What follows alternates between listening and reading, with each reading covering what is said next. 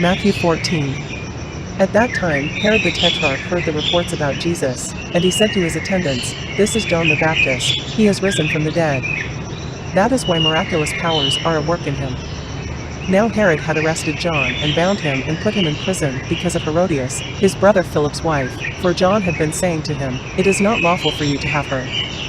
Herod wanted to kill John, but he was afraid of the people, because they considered John a prophet.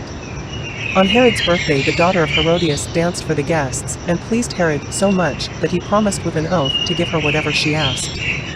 Prompted by her mother, she said, "Give me here on a platter the head of John the Baptist."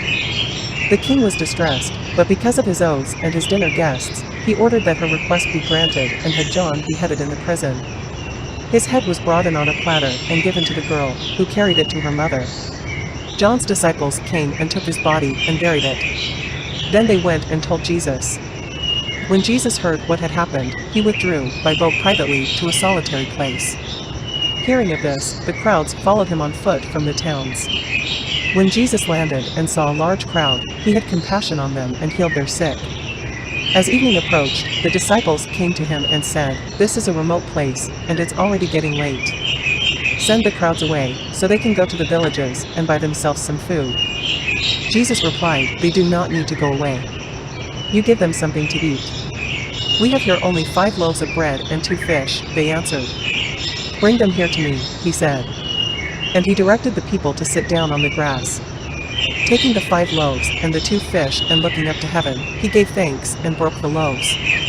Then he gave them to the disciples, and the disciples gave them to the people.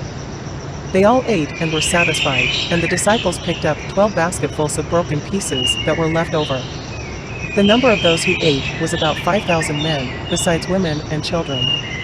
Immediately Jesus made the disciples get into the boat and go on ahead of him to the other side, while he dismissed the crowd. After he had dismissed them, he went up on a mountainside by himself to pray. Later that night, he was there alone, and the boat was already a considerable distance from land, buffeted by the waves, because the wind was against it. Shortly before dawn Jesus went out to them, walking on the lake. When the disciples saw him walking on the lake, they were terrified. "It's a ghost," they said, and cried out in fear. But Jesus immediately said to them, "Take courage. It is I, don't be afraid." "Lord, if it's you," Peter replied, "tell me to come to you on the water." "Come," he said. Then Peter got down out of the boat, walked on the water, and came toward Jesus. But when he saw the wind, he was afraid and, beginning to sink, cried out, "Lord, save me." Immediately Jesus reached out his hand and caught him. "You of little faith," he said, "why did you doubt?" And when they climbed into the boat, the wind died down. Then those who were in the boat worshipped him, saying, "Truly you are the Son of God." When they had crossed over, they landed at Gennesaret. And when the men of that place recognized Jesus, they sent word to all the surrounding country. People brought all their sick to him and begged him to let the sick just touch the edge of his cloak, and all who touched it were healed.